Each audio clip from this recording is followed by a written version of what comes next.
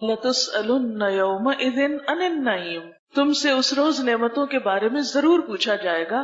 کیا پوچھا جائے گا؟ کہ ان نعمتوں کی نمبر 1 قدر کی یا نہیں کی، اعتراف کیا یا نہیں کیا، اس پر اللہ کا شکر ادا کیا یا نہیں کیا، ان نعمتوں کو اللہ کی مرضی کے مطابق استعمال کیا یا اللہ کی نافرمانی میں استعمال کیا۔ اور اسی مناسبت سے آج ہم سورۃ الرحمن، جو کہ آپ سب کی جانی پہچانی ہے، اور سورۃ الرحمن میں ایک آیت جو بار بار دہرائی جاتی ہے، 31 بار آئی ہے، فَبِأَيِّ آلَاءِ رَبِّكُمَا تُكَذِّبَانِ، اپنے رب کی کن کن نعمتوں کو جھٹلاؤ گے؟ تو یقیناً ہمارے پاس جھٹلانے کی، ان کے انکار کی کوئی وجہ نہیں ہے۔ قیامت کے دن بھی ہم انکار نہیں کر سکیں گے۔ ہم میں سے کوئی یہ نہیں کہہ سکے گا کہ میں نے تو نعمت استعمال ہی نہیں کی، مجھے تو معلوم ہی نہیں، یا مجھے تو پتہ ہی نہیں تھا کہ یہ بھی ایک نعمت ہوتی ہے۔ تو آئیے سورۃ الرحمن کا پہلے تھوڑا ترجمہ دیکھتے ہیں، پھر اس کے بعد ان نعمتوں کا ذکر جو کچھ دنیا سے متعلق ہے اور کچھ آخرت سے متعلق ہے۔ اللہ کے نام سے ابتدا کرتی ہوں جو بے انتہا مہربان اور رحم فرمانے والا ہے۔ الرحمن، بے حد مہربان، علم القرآن، اس نے قرآن کی تعلیم دی، خلق الانسان، اس نے انسان کی تخلیق کی، اس نے انسان کو بنایا، علمہ البیان، اس نے انسان کو بولنا سکھایا۔ سورج اور چاند ایک حساب کے پابند ہیں، یعنی ان نعمتوں کو بھی اللہ ہی نے پیدا کیا، اور پیدا کر کے آزاد چھوڑ نہیں دیا، بلکہ ایک نظام کے تحت انہیں پابند رکھا۔ اور تارے اور درخت سب سجدہ ریز ہیں، یعنی پوری کائنات اللہ کے آگے جھکی ہوئی ہے، اللہ کی اطاعت کر رہی ہے۔ اس میں ہم بندوں کے لیے ایک سبق ہے کہ ہم نعمتیں پا کر کیا واقعی اللہ کے اطاعت گزار ہیں یا پھر اس کی نافرمانی کے کاموں میں لگے ہوئے ہیں۔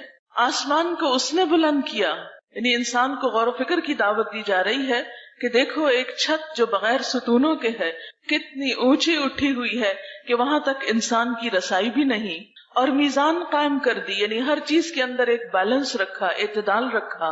اس کا تقاضا یہ ہے کہ تم میزان میں خلل نہ ڈالو، یعنی اے انسان ان نعمتوں کو صحیح طور پر استعمال کرو اور زمین میں فساد نہ کرو، بگاڑ نہ پیدا کرو، اور انصاف کے ساتھ ٹھیک ٹھیک تولو اور ترازو میں ڈنڈی نہ مارو، یعنی بندوں کے حقوق صحیح طور پر ادا کرو۔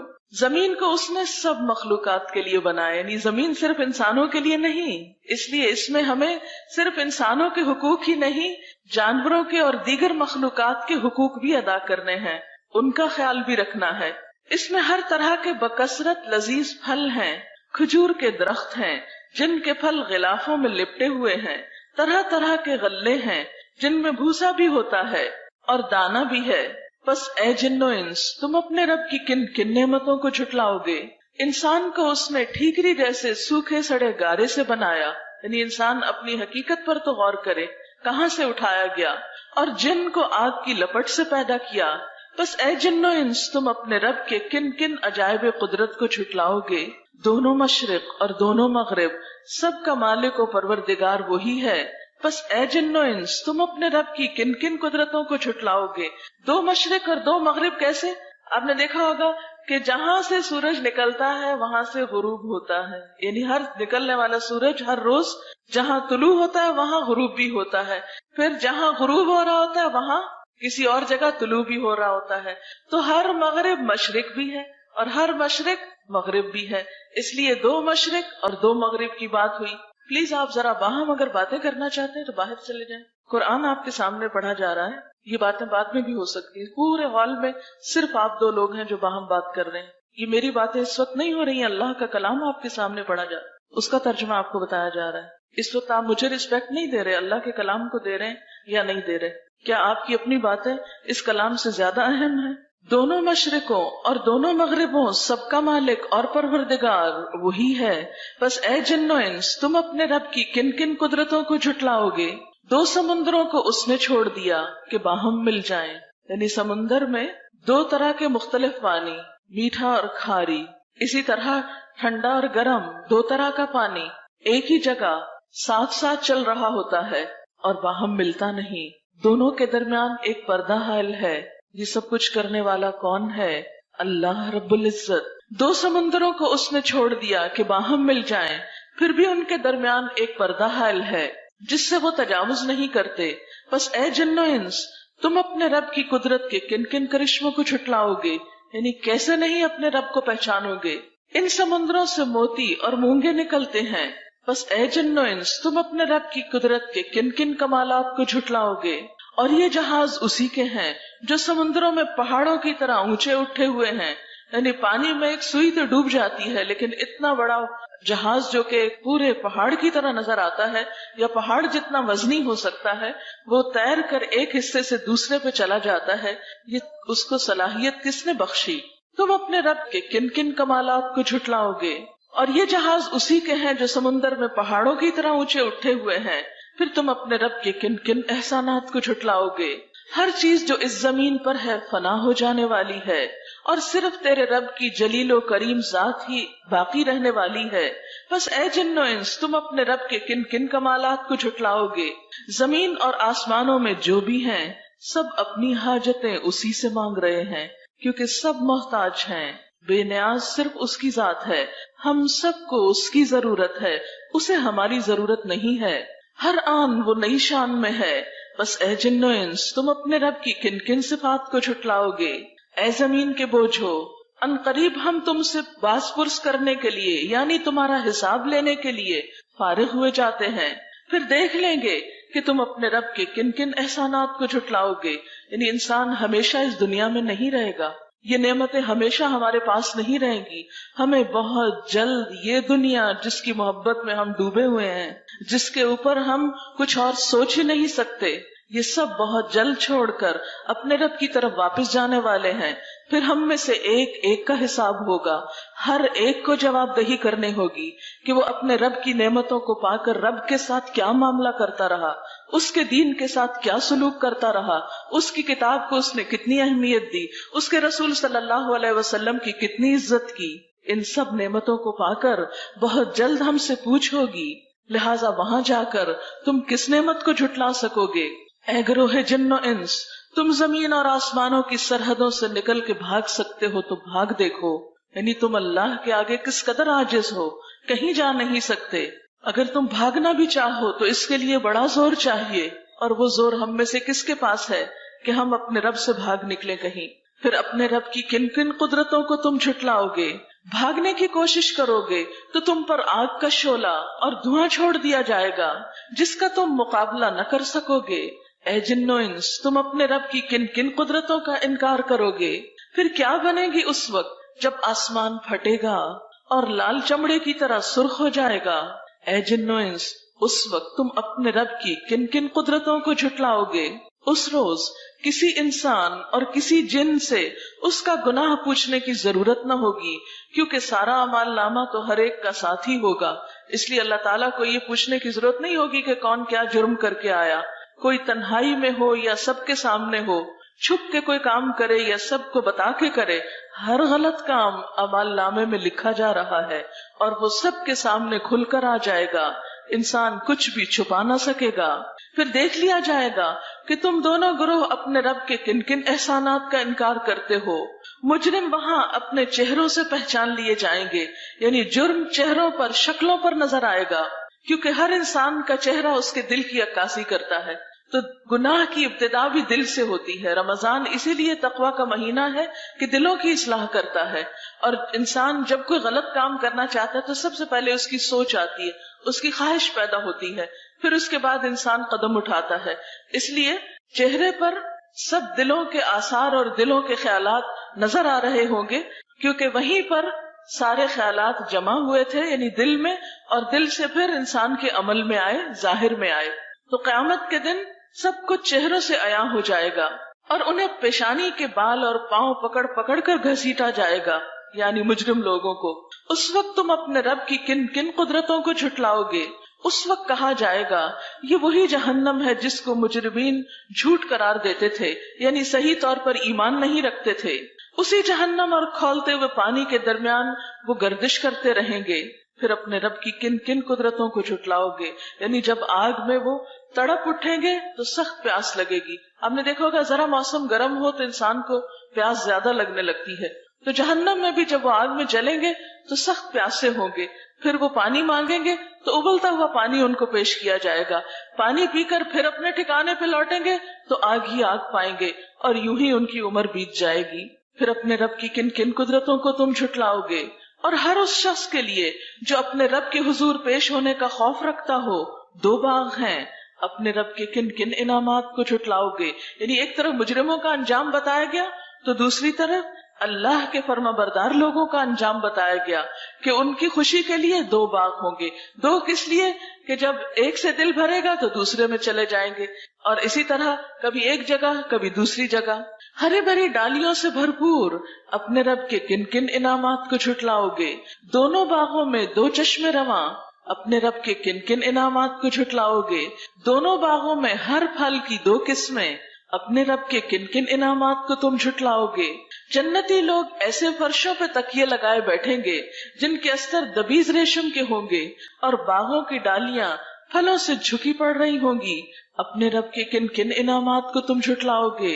ان نعمتوں کے درمیان شرمیلی نگاہوں والیاں ہوں گی جنہیں ان جنتیوں سے پہلے کسی انسان یا جن نے ہاتھ نہ لگایا ہوگا. اپنے رب کے کن کن انعامات کو تم جھٹلاؤ گے. ایسی خوبصورت جیسے ہیرے اور موتی اپنے رب کے کن کن انعامات کو تم جھٹلاؤ گے. نیکی کا بدلہ نیکی کے سوا اور کیا ہو سکتا ہے. پھر اے جن و انس اپنے رب کے کن کن اوصاف حمیدہ کا تم انکار کرو گے. اور ان 2 باغوں کے علاوہ 2 باغ اور ہوں گے. اپنے رب کے کن کن انعامات کو تم جھٹلاؤ گے. گھنے سرسبز اور شاداب باغ اپنے رب کے کن کن انعامات کو تم جھٹلاؤ گے.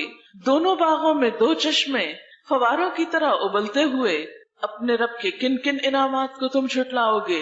ان میں بکثرت پھل اور کھجوریں اور انار اپنے رب کے کن کن انعامات کو تم جھٹلاؤ گے. ان نعمتوں کے درمیان خوب سیرت اور خوبصورت بیویاں اپنے رب کے کن کن انعامات کو تم جھٹلاؤ گے. خیموں میں ٹھہرائی ہوئی حوریں اپنے رب کے کن کن انعامات کو تم جھٹلاؤ گے. ان جنتیوں سے پہلے کبھی کسی انسان یا جن نے ان کو چھوا نہ ہوگا. اپنے رب کے کن کن انعامات کو تم جھٹلاؤ گے. وہ جنتی سبز قالینوں اور نفیس و نادر فرشوں پر تکیے لگا کے بیٹھیں گے. اپنے رب کے کن کن انعامات کو تم جھٹلاؤ گے. تبارک اسم ربک ذی الجلال والاکرام، بڑی برکت والا ہے تیرے رب جلیل و کریم کا نام. بسم اللہ الرحمن الرحیم. سورۃ الواقعہ. بنیادی طور پر اس سورت میں 3 انسانی گروہوں کا ذکر کیا گیا ہے جن کا چوتھا کوئی اور نہیں. اذا وقعت الواقعہ، اذا جب، وقعت واقع ہو جائے گا، واقعہ واقع ہونے والا. وقع کا مطلب ہوتا ہے اوپر سے نیچے گرنا، اسی سے لفظ واقع ہے اور پھر واقعہ. اردو میں بھی لفظ واقعہ استعمال ہوتا ہے. یہاں مراد واقع ہونے والا یعنی روز قیامت، اور واقعہ مؤنث ہے، اشارہ ہے یوم الساعہ کی طرف. جیسے کہ آپ جانتے ہیں کہ قیامت کے کئی نام ہیں جن میں سے ایک خود قیامہ، پھر طامہ، ساخہ، آزفہ، قارعہ. تو اسی طرح واقعہ بھی دراصل کیا ہے؟ قیامت کے ناموں میں سے ایک نام. تو مراد اس سے کیا ہے؟ جب قیامت واقع ہوگی، جب قیامت برپا ہو جائے گی، سر پر آ پڑے گی. اذا وقعت الواقعہ، جب وہ واقعہ پیش آ جائے گا، قیامت قائم ہو جائے گی.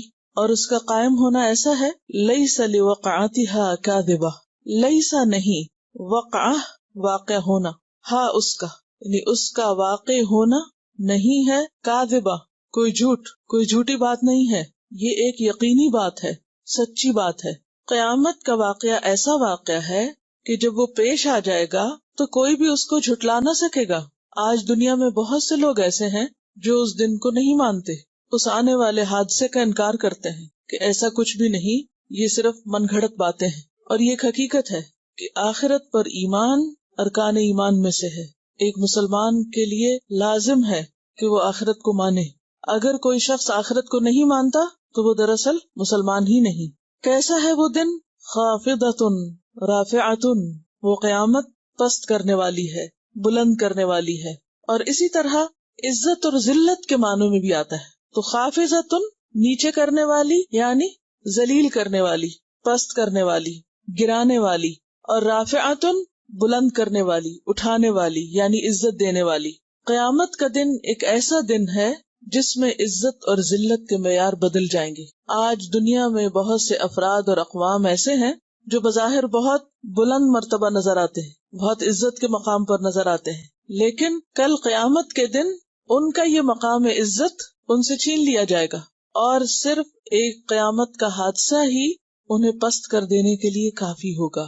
خافضۃ رافعۃ اذا رجت الارض رجا وبست الجبال بسا فكانت هباء منبثا وكنتم ازواجا ثلاثا فاصحاب الميمنة ما اصحاب الميمنة واصحاب المشأمة ما اصحاب المشأمة والسابقون السابقون اولئک المقربون. شروع اللہ کے نام سے جو بے انتہا مہربان نہایت رحم فرمانے والا ہے. جب وہ ہونے والا واقعہ پیش آ جائے گا، یعنی آخرت کا واقعہ، تو کوئی اس کے واقع ہونے کو جھٹلا نہ سکے گا. آج ہم اس کی طرف توجہ نہیں کرتے، وہ ہمارے خیالوں میں نہیں ہے، لیکن جب وہ پیش آ جائے گا تو کوئی بھی اس سے انکار نہ کر سکے گا. وہ تہو بالا کر دینے والی آفت ہوگی، یعنی زمین پر کوئی بھی چیز اس وقت ٹھہری نہ رہے گی، سلامت نہ رہے گی، بچے گی نہیں. انسان اپنی ترقی کی انتہا کو کیوں نہ پہنچ جائے، زمین سے آسمان تک کیوں نہ پہنچ جائے، لیکن جو ہی وہ زلزلہ آئے گا تو کیا ہوگا؟ اس وقت زمین یک بارگی ہلا ڈالی جائے گی، پہاڑ اس وقت ریزہ ریزہ کر دیے جائیں گے، اور پراگندہ غبار بن کر رہ جائیں گے، یعنی دھول کی طرح اڑا دیے جائیں گے. تم لوگ اس وقت 3 گروہوں میں تقسیم ہو جاؤ گے، یعنی سارے انسان 3 بڑی کیٹیگریز میں تقسیم کر دیے جائیں گے، یا 3 کیٹیگریز میں داخل ہو جائیں گے. اور وہ 3 کیا ہیں؟ پہلی کیٹیگری یا پہلا گروپ دائیں بازو والے. دائیں بازو والوں کی خوش نصیبی کا کیا کہنا. دوسری کیٹیگری اور بائیں بازو والے، تو بائیں بازو والوں کی بد نصیبی کا کیا ٹھکانا. اور آگے والے تو پھر آگے والے ہی ہیں، وہی تو مقرب لوگ ہیں. نعمت بھری جنتوں میں رہیں گے، اگلوں میں سے بہت ہوں گے، پچھلوں میں سے کم ہوں گے. تو 3 گروپ کون سے ہوئے؟ ایک دائیں بازو والے جو عام نیک اچھے لوگ ہیں، ایک بائیں بازو والے جو برے لوگ ہیں، اور ایک تیسری کیٹیگری سابقون، آگے جانے والے، اللہ کے مقرب لوگ. اور یہ سابقون، سبقت لے جانے والے کون ہیں؟ جو نیکی اور خیر اور بھلائی کے کاموں میں دوڑ لگاتے ہیں، آگے سے آگے جاتے ہیں. وہ یہ نہیں دیکھتے کہ کوئی اور نیکی نہیں کر رہا تو میں کیوں کروں. وہ اس سوچ میں رہتے ہیں کہ کون سی نیکی میں سب سے پہلے آگے بڑھ کر کروں، نیکی کے کاموں میں آگے نکل جاؤں. آج ہم اپنے چاروں طرف دیکھتے ہیں تو ہماری دوڑ کس کی طرف ہے؟ دنیا کی طرف. دنیا کی محبت میں ہم دنیا ہی کی طرف دوڑ رہے ہیں. آخرت سامنے ہی نہیں ہے، اس لیے اس کی سوچ بھی نہیں، فکر بھی نہیں. اسی لیے ہم صرف وہ کام کرتے ہیں جس سے ہمیں دنیا کا فائدہ زیادہ ہو. وہ کام ہم پیچھے یا کل پہ یا آئندہ زندگی پہ ڈال دیتے ہیں جو آخرت میں فائدہ دینے والے ہیں. حالانکہ ہم میں سے کسی کو نہیں پتا کہ آج زندگی ختم ہو جائے تو کل ہماری آخرت شروع ہو جائے، اور آخرت کا امتحان دنیا کے امتحان سے پہلے آ جائے. کوئی نہیں جانتا کہ کس وقت کس پر کیا بیت جائے. تو ایسے میں تیسری قسم کے لوگ جو نیکیوں میں آگے جانے والے ہیں، خیر اور بھلائی میں آگے بڑھنے والے ہیں، وہ انتظار نہیں کرتے، وہ سستی کا شکار نہیں ہوتے، وہ کبھی بھی دوسروں پہ نہیں ڈالتے، وہ خود انیشیٹو لیتے ہیں. اور اس کو ایک چھوٹی سی مثال سے سمجھاؤں گی. مثلاً آپ راہ چل رہے ہیں، راستے میں کوئی کوڑا کرکٹ نظر آتا ہے تو ایک ایٹیٹیوڈ یہ ہو سکتا ہے کہ فوراً آگے بڑھے اور اٹھا لیں کہ یہ نیکی کا کام میں کر لوں. اور ایک یہ ہے کہ کوئی اور آئے، میری تو ڈیوٹی نہیں، میں تو یہاں پڑھنے کے لیے آتی ہوں، میرا تو یہ کام نہیں کہ میں یہاں اسکول کی صفائی کرتی رہوں. کوئی ہوگا جو اٹھا لے گا. یا کوئی بھی جب خیر و بھلائی کا کام آتا ہے، مثلا نماز ہی کا وقت آتا ہے، تو ہم میں سے کتنے لوگ ہیں جو دوڑ لگائیں کہ میں اول وقت میں نماز پڑھ لوں، پہلے میں نماز پڑھ لوں. ہم کہتے ہیں اچھا پہلے آپ پڑھ لیں، پہلے وہ پڑھ لیں. صبح سو کر اٹھنے کا آپ سوچیں کہ ہم صرف انتظار میں رہتے ہیں، اچھا پہلے ایک اٹھ جائے، وہ واش روم میں چلا جائے، پھر ہم اٹھیں گے. پھر یعنی دنیا کا معاملہ ہو، کہیں دنیا کا فائدہ ہو تو ہم سب سے پہلے سب سے آگے ہوں گے. حالانکہ دنیا اللہ کے نزدیک مچھر کا پر بھی نہیں، جسے وہ دار الغرور، دھوکے کا گھر کہتا ہے، بہت جلد ختم ہونے والا. کل من علیہا فان، سب کچھ فنا ہونے والا. وَيَبْقَى وَجْهُ رَبِّكَ ذِي الْجَلَالِ وَالْإِكْرَامِ، رب ذوالجلال کا جو باقی رہنے والی ذات ہے، اور وہی کی نعمتیں جو باقی رہنے والی ہیں، ان کے حصول کے لیے، انسین دنیا کے لیے جو کوششیں ہیں وہ ہم سب جائزہ لے سکتے ہیں. کیونکہ کوئی کسی کو نہ دیکھے، دوسروں پہ نظر نہ ڈالیں، اپنے آپ کو دیکھیں کہ میرے اندر نیکی کا کتنا شوق ہے، اور نیکی کے جس کام کے لیے بھی مجھے پکارا جاتا ہے اس کے لیے میں کتنے شوق سے اس کی طرف بڑھتا ہوں۔ سابقون وہ لوگ ہوں گے کہ نبی صلی اللہ علیہ وسلم نے ان کے بارے میں فرمایا کہ جب ان کے سامنے حق پیش کیا گیا تو انہوں نے قبول کر لیا، اور دوسروں کے معاملے میں وہی چاہا جو وہ اپنے معاملے میں چاہتے تھے۔ اور پھر یہاں پر تینوں گروہوں کے انجام بتائے گئے ہیں، اور مقرب لوگوں کے بارے میں بتایا کہ نعمت بھری جنتوں میں رہیں گے، اگلوں میں سے بہت ہوں گے، پچھلوں میں سے کم۔ ظاہر ہے کہ نبی صلی اللہ علیہ وسلم کے زمانے میں لوگوں کے اندر نیکی اور خیر کی محبت زیادہ تھی، پھر آہستہ آہستہ دنیا کی محبت آگے آ گئی، نیکیوں کی محبت جو ہے وہ پیچھے چلی گئی، تو قدرتی طور پر ایک تناسب یا ریشو جو ہے مقربین کا یا نیکی میں آگے بڑھنے والوں کا وہ کم ہوتا چلا جائے گا۔ اس لیے فرمایا کہ پچھلوں میں سے کم۔ مرصع تختوں پہ تکیے لگائے آمنے سامنے بیٹھیں گے، ان کی مجلسوں میں ابدی لڑکے شراب چشمہ جاری سے لبریز پیالے اور کنٹر اور ساغر لیے دوڑتے پھرتے ہوں گے، جسے پی کر نہ ان کی عقل چکرائے گی اور نہ عقل میں فطور آئے گا۔ جب جنت کا ذکر آتا ہے تو بہت سے لوگ جنت کا مذاق اڑانے لگتے ہیں اور کہتے ہیں یہ سب لالچ دیا ہوا ہے۔ میں ایسے لوگوں سے پوچھتی ہوں کہ دنیا کی حقیر چیزوں کے لالچ میں تو وہ ایک دوسرے سے آگے جانے کی کوشش کرتے ہیں، لیکن اللہ تعالیٰ جب جنت کی بات کرتے ہیں تو اس کو لالچ کی بات کہہ کے جھٹلا دیتے ہیں۔ یہ دراصل شیطان کا دھوکہ ہوتا ہے جو جنت کی قیمت ہماری نگاہوں میں کم کر کے پھر اس کے لیے کوشش بھی نہیں کرنے دیتا۔ اور عام طور پر بہت پاک باز بنتے ہیں لوگ یہ کہتے ہوئے نہیں جنت کے لالچ میں نہیں نیکی کرنی چاہیے، صرف اللہ کی رضا میں کرنی چاہیے۔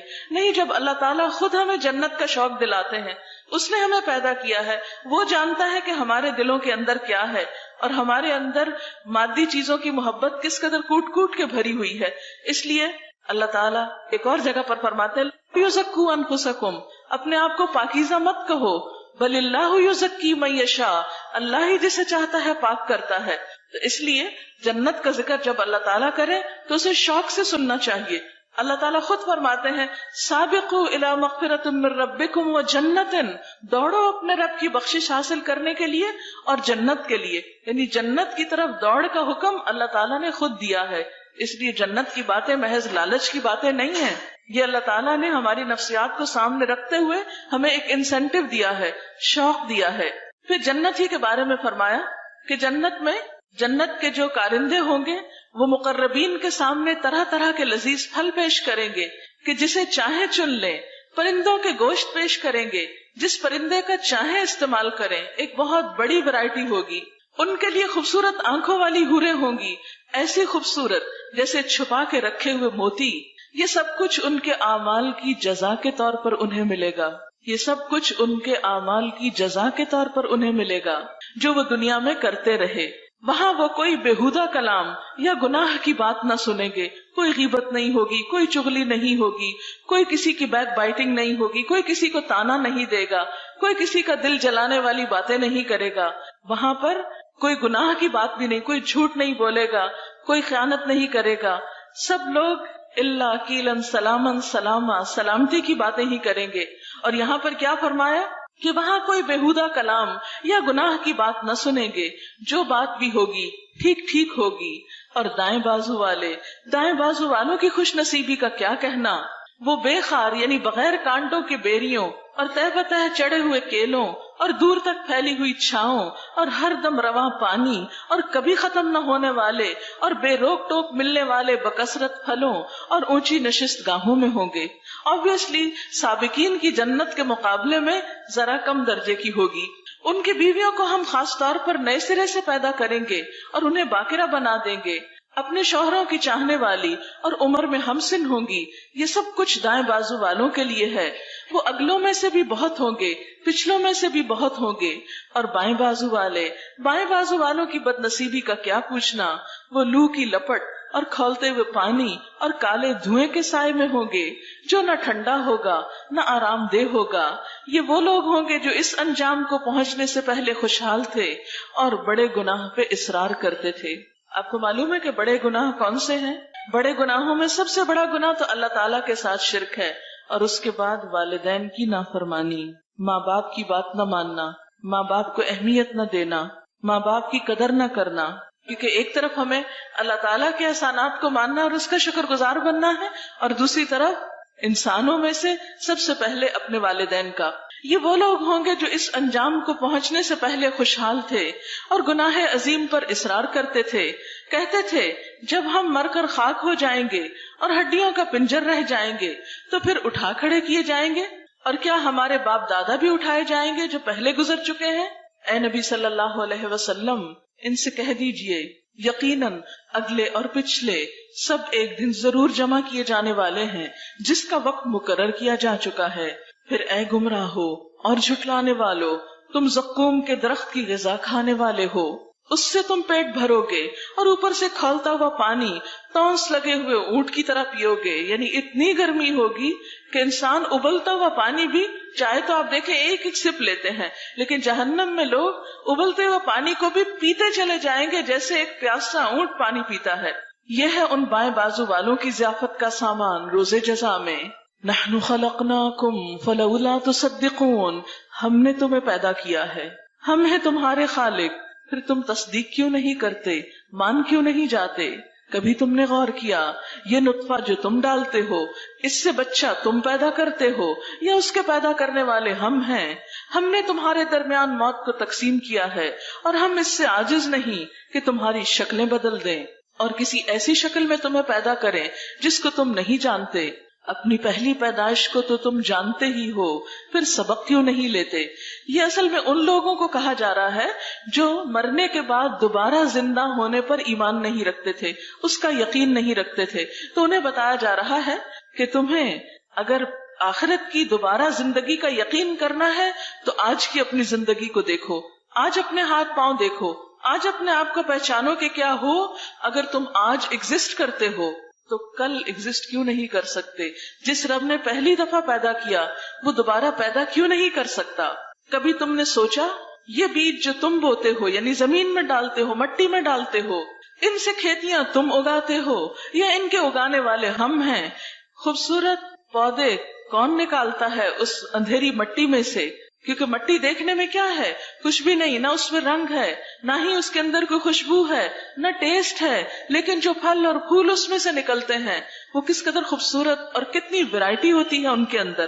مثلاً ایک لیموں کا پودا جو اگتا ہے زمین کے اندر سے، تو مٹی کو آپ جتنا بھی ٹیسٹ کریں اس میں کوئی کھٹائی نہیں، لیکن ایک لیموں کے اندر ٹیسٹ کون ڈالتا ہے؟ یہ سب کچھ کرنے والا کون ہے؟ یہ اللہ رب العزت ہے.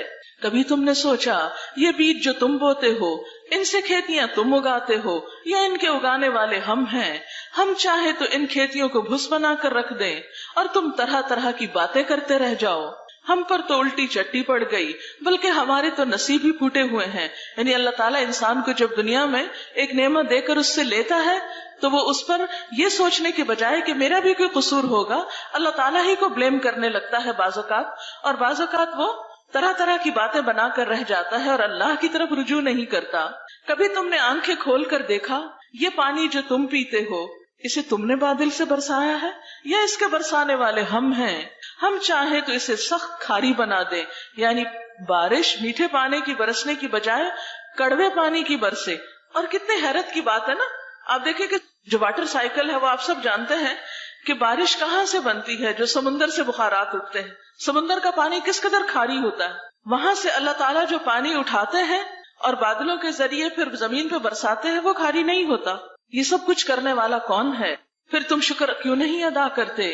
کبھی تم نے خیال کیا کہ یہ آگ جو تم سلگاتے ہو اس کا درخت تم نے پیدا کیا ہے یا اس کے پیدا کرنے والے ہم ہیں؟ ہم نے اس کو یاد دہانی کا ذریعہ اور حاجت مندوں کے لیے زندگی کا سامان بنایا. بس اے نبی صلی اللہ علیہ وسلم اپنے رب عظیم کے نام کی تسبیح کرو. فسبح بسم ربک العظیم، بس نہیں میں قسم کھاتا ہوں تاروں کے مواقع کی، اگر تم سمجھو تو یہ بہت بڑی قسم ہے کہ یہ ایک بلند پایا قرآن ہے. انہ لقرآن کریم فی کتاب مکنون، ایک محفوظ کتاب میں ثبت ہے، یعنی اس میں کوئی تبدیلی کر نہیں سکتا کیونکہ اس کی اصل اللہ تعالیٰ کے ہاں محفوظ ہے، جسے مطہرین کے سوا کوئی چھو نہیں سکتا. یہ رب العالمین کا اتارا ہوا ہے، یعنی اس قرآن کو معمولی چیز نہ سمجھو، یہ اللہ رب العزت کی طرف سے آیا ہے. پھر کیا تم اس کلام کے ساتھ بے اعتنائی برتتے ہو، اس سے بے رخی برتتے ہو، اس کی پرواہ نہیں کرتے، اس کو اہمیت نہیں دیتے، اس کو پڑھنے اور پڑھانے کے لیے تمہاری زندگی میں وقت نہیں ہے؟ قیامت کے دن جب ہم اللہ کے حضور حاضر ہوں گے، بڑی بڑی لائبریریاں چاٹ کر، دنیا کی ڈھیروں کتابیں پڑھ کر، اس وقت کیا اللہ ہم سے پوچھے گا نہیں کہ میری کتاب کو پڑھنے کا وقت نہیں ملا تھا تمہیں؟ کتنا کچھ پڑھ ڈالا۔ ایک بچہ کلاس 1 سے لے کر میٹرک تک بھی کتنی کتابیں پڑھ ڈالتا ہے۔ آپ سب اگر گننا شروع کریں تو شاید اس وقت شمار نہ کر سکیں کہ اب تک آپ کتنی کتابیں پڑھ چکے ہیں، اور اس سے آگے بھی آپ کتنی کتابیں پڑھیں گے۔ لیکن کس قدر افسوس کی بات ہے، اتنی کتابیں پڑھنے والے کبھی نہیں سوچتے کہ زندگی میں ایک بار اللہ کی کتاب تو پڑھ کے دیکھیں۔ انسانوں کی لکھی ہوئی کتابیں، ان کو ہم اہمیت دیتے ہیں، اللہ کی بھیجی ہوئی کتاب، اس کی کوئی اہمیت ہی نہیں ہمارے ذہن میں، ہمارے دل میں اس کی کوئی قدر ہی نہیں۔ صرف زبانی ضرور کہتے ہیں کہ ہم اس کو چومتے بھی ہیں، اوپر اٹھا کے رکھتے ہیں، سینے سے لگا کے رکھتے ہیں، خوبصورت غلافوں میں لپیٹ کے رکھتے ہیں، سنبھال کے رکھتے ہیں، لیکن جس کام کے لیے آئی ہے وہی نہیں کرتے اس سے۔ کیا واقعی ہمارے پاس وقت نہیں؟ کیا واقعی ہمارے پاس عقل نہیں؟ کیا واقعی ہم دیکھ نہیں سکتے؟ کیا واقعی ہم پڑھ نہیں سکتے؟ کیا واقعی ہم سمجھ نہیں سکتے؟ کیا واقعی سمجھنے کے مواقع نہیں ہیں؟ سب کچھ ہے لیکن دل ہی نہیں ہے۔ نہ صحیح، پلٹنا تو اسی کی طرف ہے جس نے یہ کتاب بھیجی ہے۔ وہاں پر دوسری کتابوں کا تو امتحان نہیں ہوگا، وہاں تو اس کتاب کے مطابق امتحان ہوگا۔ پھر اگر اس کو پڑھے بغیر چلے گئے تو کیا جواب دیں گے، کیا حساب دیں گے؟ وہ لوگ تو پھر بھی شاید معذور ہیں، مجبور ہیں کہ جو پڑھنا لکھنا نہیں جانتے، لیکن پڑھے لکھے لوگ، بڑی بڑی ڈگریاں رکھنے والے، ساری زندگی میں ایک اللہ کی کتاب نہ پڑھ سکے، وہ رب کو کیا جواب دیں گے، کیا حساب دیں گے؟ اسی لیے اللہ تعالیٰ فرماتے ہیں أَفَبِهَذَا الْحَدِيثِ أَنْتُمْ مُدْهِنُونَ، وہ کتاب جو محفوظ کتاب ہے، بلند پایا کتاب ہے، باعزت کتاب ہے، جسے مطہرون کے سوا کوئی چھوتا نہیں اللہ کے ہاں، مقرب فرشتوں کے پاس ہے، رب العالمین کی اتاری ہوئی ہے، تم اس کی پرواہ نہیں کرتے، تم اس کی قدردانی نہیں کرتے۔ وَتَجْعَلُونَ رِزْقَكُمْ أَنَّكُمْ تُكَذِّبُونَ، اور تم نے اپنا حصہ اس میں یہ رکھا ہے کہ اسے جھٹلاتے ہو، جو بات سمجھ میں نہیں آتی اس کا صاف انکار کر دیتے ہو، ماننے کی باری آتی ہے، عمل کی باری آتی ہے تو عمل کر کے نہیں دکھاتے۔ اب اگر تم کسی کے محکوم نہیں، یعنی تمہارے اوپر کوئی حاکم نہیں، کوئی رب نہیں، اور اپنے اس خیال میں تم سچے ہو، تو جب مرنے والے کی جان حلق تک پہنچ جاتی ہے اور تم اسے اپنی آنکھوں سے دیکھ رہے ہوتے ہو کہ وہ مر رہا ہے، اس وقت اس کی نکلتی ہوئی جان کو واپس کیوں نہیں لاتے؟ اللہ تعالیٰ پوچھ رہے ہیں، ایک سوال کر رہے ہیں کہ اگر تم سمجھتے ہو کہ تم ایسے ہی آزاد ہو اس دنیا میں اور کوئی تم سے پوچھنے والا نہیں، تمہارا حساب لینے والا نہیں، تو سوچو ذرا کہ پھر اگر تم آزاد ہو تو اپنی آزادی استعمال کرو، اگر خود کو طاقتور سمجھتے ہو تو اپنی طاقت استعمال کرو، اور جس وقت مرنے والے کی جان نکل رہی ہوتی ہے، وہ تمہارے ہاتھوں سے جا رہا ہوتا ہے، تو ذرا تم اس کی جان واپس تو لا کے دکھاؤ، اس کو نہ جانے دو، اس کو روک لو۔ لیکن کیا کبھی کوئی روک سکا کسی کو؟ کوئی نہیں روک سکتا۔ بڑے بڑے ڈاکٹرز، بڑے بڑے ہسپتال، سوفسٹیکیٹڈ آلات مرنے والوں کو روک نہیں سکتے۔ آج تک موت کا علاج کوئی دریافت نہیں کر سکا۔ موت اٹل حقیقت، بہت بڑی سچائی جس سے مجھے اور آپ کو گزرنا ہے، اور موت کے بعد مٹی میں مل نہیں جانا، حساب دینا ہے، جواب دینا ہے۔ اللہ کی نعمتوں کے بارے میں پوچھا جائے گا کہ ہم نے ان کو پا کر اللہ کا حق کتنا ادا کیا۔ اس وقت سوچو کیا جواب دو گے، کیا بولو گے؟ ہم آزاد نہیں ہیں اس دنیا میں، ہم ایک بھیجنے والے کے حکم سے آئے ہیں، اسی کے حکم سے واپس جانا ہے، اسی نے یہ کتاب اتاری ہے، اسی نے اس کے مطابق ہم سے پوچھنا ہے۔ اس وقت ہمارا جواب پھر کیا ہوگا؟ اس وقت تو کوئی کام نہیں آئے گا۔ یوم یفر المرء من اخیہ وامہ وابیہ وصاحبتہ وبنیہ، جس دن انسان بھاگے گا اپنی ہی ماں سے، اپنے ہی باپ سے، اپنے ہی بیٹے سے، اپنی ہی بیوی سے۔ اس دن ہر انسان کو ایسی پڑی ہوگی جو اسے دوسروں سے بے پرواہ کر دے گی۔ ہر انسان اتنا خود غرض ہو چکا ہوگا کہ اسے صرف اپنی فکر ہوگی۔ دنیا میں ایک معمولی ٹیسٹ اور امتحان ہوتا ہے تو ہم میں سے ہر ایک کو اپنی پڑی ہوئی ہوتی ہے، اس وقت ہمیں یہ یاد نہیں ہوتا کہ میری فرینڈ کا پیپر اس وقت کیسا ہو رہا ہے، میری بہن کا پیپر اس وقت کیسے ہو رہا ہے. ہر انسان کو یہ فکر ہوتی ہے کہ جو لکھا ہے سوال نامے میں اس کا جواب ٹھیک ٹھیک دے دوں، میرے نمبر زیادہ آنے چاہیے. بہن اپنا انجام خود جانے. تو دنیا میں اگر امتحان کے کمرے میں انسان اتنا خود غرض ہو جاتا ہے تو آخرت کے امتحان میں انسان کی خود غرضی کا کیا عالم ہوگا؟ کون کس کو پوچھے گا؟ کون کس کا سہارا لے گا؟ کون کس کی مدد لے گا؟ اس وقت تو ہر انسان تنہا آئے گا. وَلَقَدْ جِئْتُمُونَا فُرَادًا كَمَا خَلَقْنَاكُمْ أَوَّلَ مَرَّةٍ، تم ہمارے پاس اکیلے ہی واپس آ گئے جس طرح ہم نے تم کو پہلے دن پیدا کیا تھا. دنیا میں بھی اکیلے آتے ہیں، واپسی بھی اکیلے ہوگی، قبر میں بھی اکیلے ہوں گے، حساب کے وقت بھی اکیلے ہوں گے. پھر کیوں نہیں سنبھلتے؟ کیوں نہیں غور کرتے؟ کیوں نہیں تیاری کرتے؟ کیوں نہیں اللہ سے اپنا تعلق مضبوط کرتے؟ اب اگر تم کسی کے محکوم نہیں ہو اور اپنے اس خیال میں سچے ہو تو جب مرنے والے کی جان حلق تک پہنچ چکی ہوتی ہے اور تم آنکھوں دیکھ رہے ہوتے ہو کہ وہ مر رہا ہے، اس وقت اس کی نکلتی ہوئی جان کو واپس کیوں نہیں لے آتے؟ اس وقت تمہاری نسبت ہم اس کے زیادہ قریب ہوتے ہیں مگر تم کو نظر نہیں آتے. پھر وہ مرنے والا اگر مقربین میں سے ہو تو اس کے لیے راحت اور عمدہ رزق اور نعمت بھری جنت ہے، اور اگر وہ اصحاب یمین میں سے ہو تو اس کا استقبال یوں ہوتا ہے کہ سلام ہے تجھ پر، تو اصحاب الیمین میں سے ہے. اور اگر وہ جھٹلانے والے گمراہ لوگوں میں سے ہو تو اس کی تواضع کے لیے کھولتا ہوا پانی ہے اور جہنم میں جھونکا جانا ہے. ان ھذا لہو حق الیقین، بے شک یہ سب کچھ قطعی حق ہے. فسبح باسم ربک العظیم، پس تسبیح بیان کرو اپنے رب عظیم کے نام کی. سب تسبیح پڑھیے. سبحان اللہ وبحمدہ عدد خلقہ ورضا نفسہ وزنة عرشہ ومداد کلماتہ. سبحان اللہ وبحمدہ عدد خلقہ ورضا نفسہ وزنة عرشہ